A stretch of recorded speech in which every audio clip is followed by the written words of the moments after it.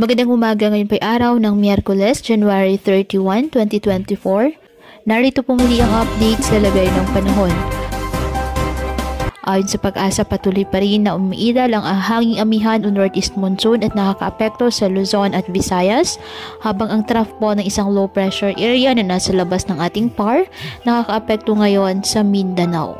Ayon sa Pag-asa, ang nasabing low pressure area mababa ang tsansa na maging bagyo at nanatili namang mababa rin po ang tsansa na pumasok ito ng ating Philippine Area of Responsibility within 48 hours.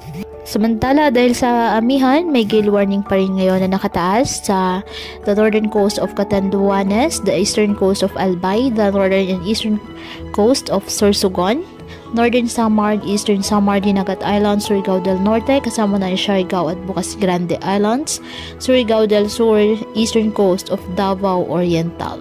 Ngayong araw, dahil po sa trough ng nasabing low pressure area, ang Northern Mindanao, Sacsargen, Caraga, Davao Region at Southern Leyte, asahan na maulap na kalangitan na may kalat-kalat na pag-ulan at thunderstorms. Dahil naman sa amihan, ang Bicol Region, Central Visayas at nalalabing bahagi ng Eastern Visayas, asahan na maulap na kalangitan na may mga pag-ulan. Ang Cagayan Valley, Aurora at Quezon, asahan din po ang maulap na kalangitan na may maihinang pag-ulan dahil po sa amihan.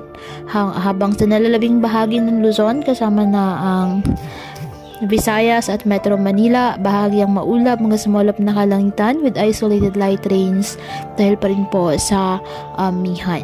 At ang nalalabing bahagi ng Mindanao, apektado po ng nasabing trough ng nasabing low pressure area at ng mga localized thunderstorms.